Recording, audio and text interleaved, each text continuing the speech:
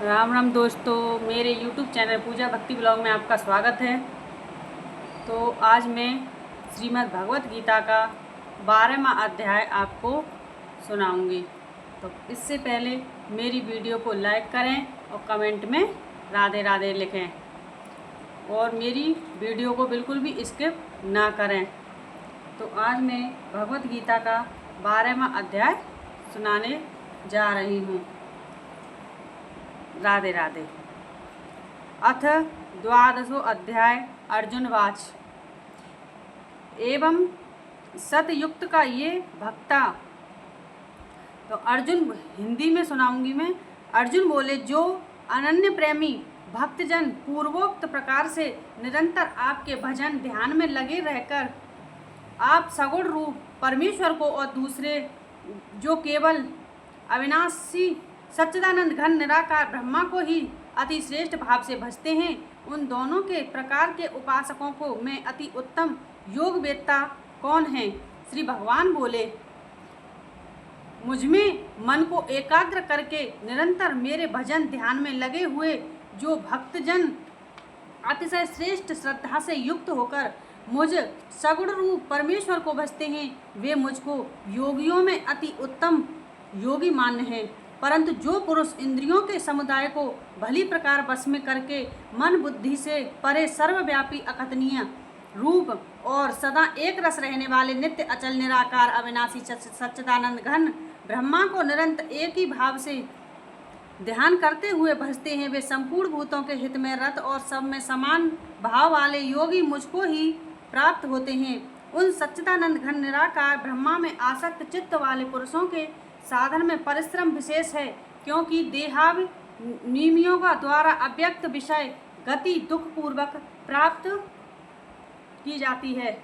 परंतु जो मेरे परायण रहने वाले भक्तजन संपूर्ण कर्मों को मुझ में अर्पण करके मुझ सगुण रूप परमेश्वर को ही अनन्य भक्तियों से निरंतर चिंतन करते हुए भजते हैं, हे अर्जुन, उन मुझ में चित्त लगाने वाले प्रेमी भक्तों का मैं शीघ्र ही मृत्यु रूप संसार समुद्र से उद्धार करने वाला होता हूँ। मुझ में मन को लगाकर और मुझ में ही बुद्धि को लगा, इसके उपरांत तू मुझ में ही निवास करेगा, इसमें कुछ भी संशय नहीं है। यदि तू मन को मुझ में अचल स्थापन करने के लिए समर्थ नहीं है तो हे अर्जुन, अभ्यास रूप योग के द्वारा मुझको प्राप्त होने के लिए इच्छा कर। यदि तू उपयुक्त अभ्यास में भी असमर्थ है तो केवल मेरे लिए कर्म करने के लिए परायण हो जा। इस प्रकार मेरे निमित्त कर्मों को करता हुआ भी मेरी प्राप्ति रूप सिद्धि को ही प्राप्त होगा। यदि मेरी प्राप्ति रूप योग के आश्रित होकर उपयुक्त साधन को करने में भी तू असमर्थ है तो मन बुद्धि आदि पर विजय प्राप्त करने वाला होकर सब कर्मों के फल का त्याग कर। मर्म को न जानकर किए हुए अभ्यास से ज्ञान श्रेष्ठ है, ज्ञान से मुझ परमेश्वर के स्वरूप का ध्यान श्रेष्ठ है और ध्यान से ही सब कर्मों के फल का त्याग श्रेष्ठ है, क्योंकि त्याग से तत्काल ही परम शांति होती है। जो पुरुष सब भूतों में द्वेष भाव से रहित, स्वार्थ रहित, सबका प्रेमी और हेतु रहित दयालु है तथा ममता से रहित, अहंकार से रहित, सुख दुखों की प्राप्ति में सम और क्षमावान है, अर्थात अपराध करने वाले को भी अभय देने वाला है, तथा जो योगी निरंतर संतुष्ट है, मन इंद्रियों सहित शरीर को बस में किए हुए है और मुझ में दृढ़ निश्चय वाला है, वह मुझ में अर्पण किए हुए मन बुद्धि वाला मेरा भक्त मुझको प्रिय है। जिससे कोई भी जीव उद्वेग को प्राप्त नहीं होता और जो स्वयं भी किसी जीव से उद्वेग को प्राप्त नहीं होता तथा जो हर्ष अमर्ष भय और उद्वेग से रहित है, वह भक्त मुझको प्रिय है। जो पुरुष आकांक्षा से रहित, बाहर भीतर से शुद्ध, चतुर, पक्षपात से रहित और दुखों से छूटा हुआ है, वह सब आरंभों का त्यागी मेरा भक्त मुझको प्रिय है। जो न कभी हर्षित होता है, न द्वेष करता है, न शोक करता है, न कामना करता है, तथा जो शुभ और अशुभ संपूर्ण कर्मों का त्यागी है, वह भक्त युक्त पुरुष मुझको प्रिय है। जो शत्रु मित्र में और मान अपमान सम तथा सर्दी गर्मी और सुख दुखादि द्वंद्वों में सम और आसक्ति से रहित, जो निंदा स्तुति को समान समझने वाला मननशील और जिस प्रकार से भी शरीर का निर्वाह होने में सदा ही संतुष्ट है और रहने के स्थान में ममता और आसक्ति से रहित है, वह स्थिर बुद्धि भक्तमान पुरुष मुझको प्रिय है। परंतु जो श्रद्धायुक्त पुरुष मेरे परायण होकर इस ऊपर के कहे हुए धर्ममय अमृत को निष्काम प्रेम भाव से सेवन करते हैं, वे भक्त मुझको अतिशय प्रिय है। ओम तत्सत। श्री भगवत गीता का महाविद्याय योग शास्त्रे श्री कृष्ण अर्जुन संवादे भक्त योगी नाम 12 अध्याय समाप्त हुआ। अब हम 13वां अध्याय पढ़ते हैं। तो 13वें अध्याय में श्री भगवान बोले अर्जुन से, हे अर्जुन, यह शरीर क्षेत्र इस नाम से कहा जाता है और इसको जो जानता है उसको क्षेत्रज्ञ इस नाम से उनके तत्व को जानने वाले ज्ञानी जन कहते हैं। हे अर्जुन, तू सब क्षेत्रों में क्षेत्रज्ञ अर्थात जीवात्मा भी मुझे ही जान और क्षेत्र को अर्थात विकास रहित प्रकृति का और पुरुष का जो तत्व से जानना है वह ज्ञान है, ऐसा मेरा मत है।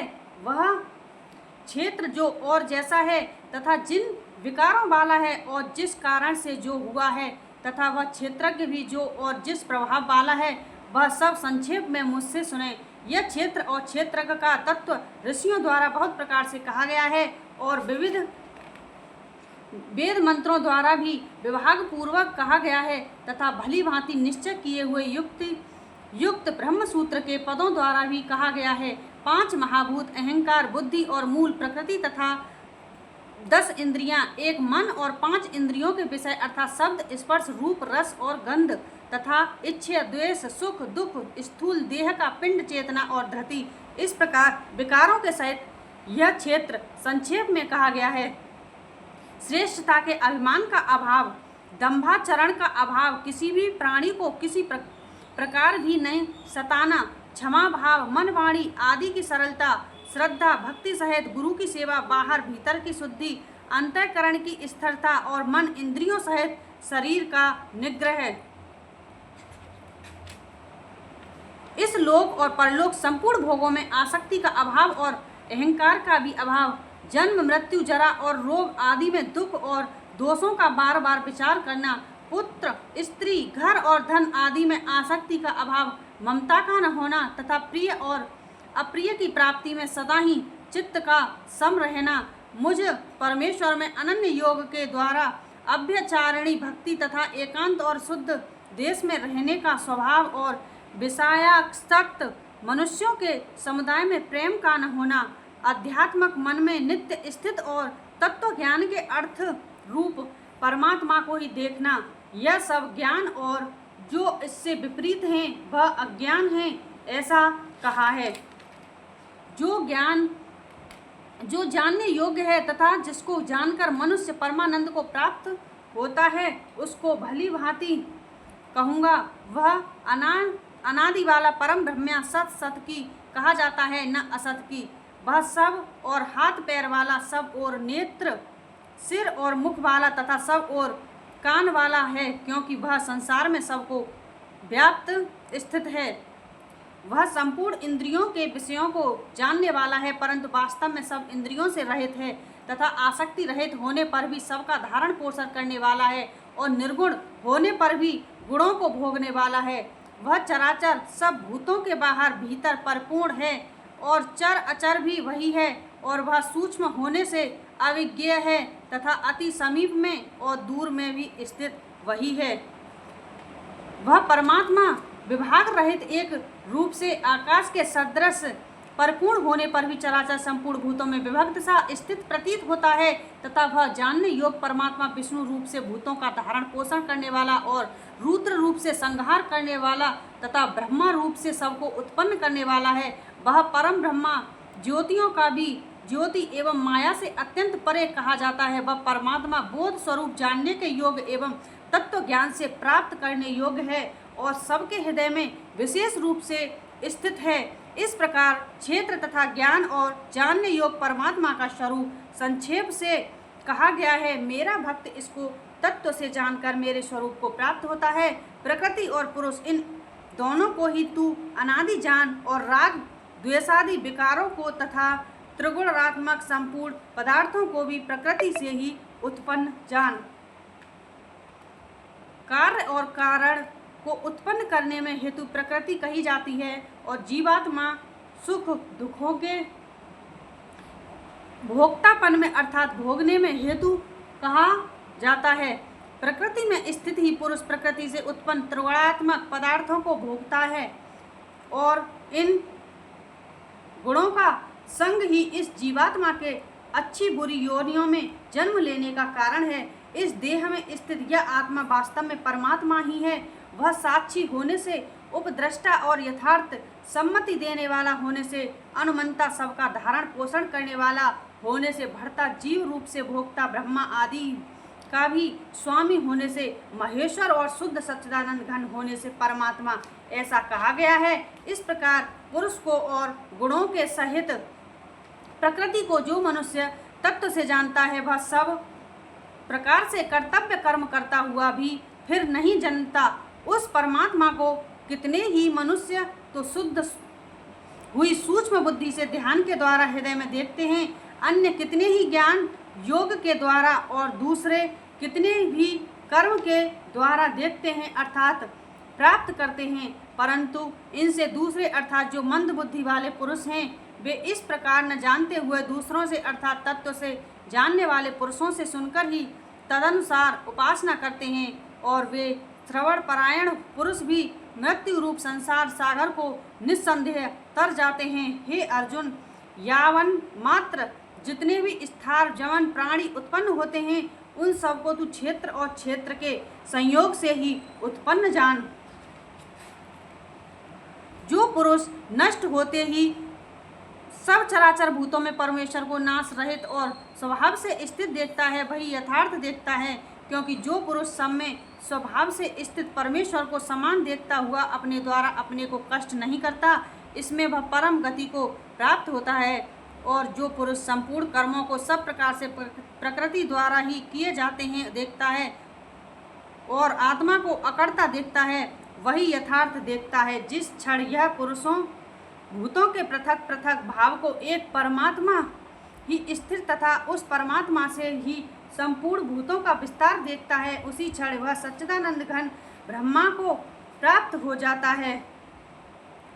हे अर्जुन, अनादि होने से और निर्गुण होने से यह अविनाशी परमात्मा शरीर में स्थिर होने पर भी वास्तव में ना तो कुछ करता है और न लिप्त ही होता है। जिस प्रकार सर्वत्र व्याप्त आकाश सूक्ष्म होने के कारण लिप्त नहीं होता, वैसे ही देह में सर्वत्र स्थिर आत्मा निर्गुण होने के कारण देह के गुणों से लिप्त नहीं होती। हे अर्जुन, जिस प्रकार एक ही सूर्य इस संपूर्ण ब्रह्मांड को प्रकाशित करता है, उसी प्रकार एक ही आत्मा संपूर्ण क्षेत्र को प्रकाशित करता है।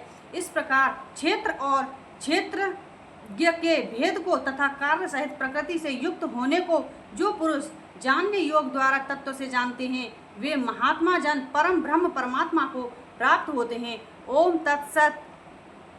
श्रीमद् भागवत गीता का 13वां अध्याय समाप्त हुआ। तो श्रीमद् भागवत गीता हिंदी में आप सब सुनना चाहते हैं तो हमारी वीडियो को लाइक करें और चैनल को सब्सक्राइब करें और कमेंट में राधे राधे ज़रूर लिखें कि हमारी कहानी, हमारी जो भगवत गीता है हिंदी में, वो आपको समझ में आ रही है या नहीं। आगे आप क्या सुनना चाहते हैं कमेंट में लिखें। तो कल हम 14वां अध्याय पढ़ेंगे। अब तक के लिए राम राम।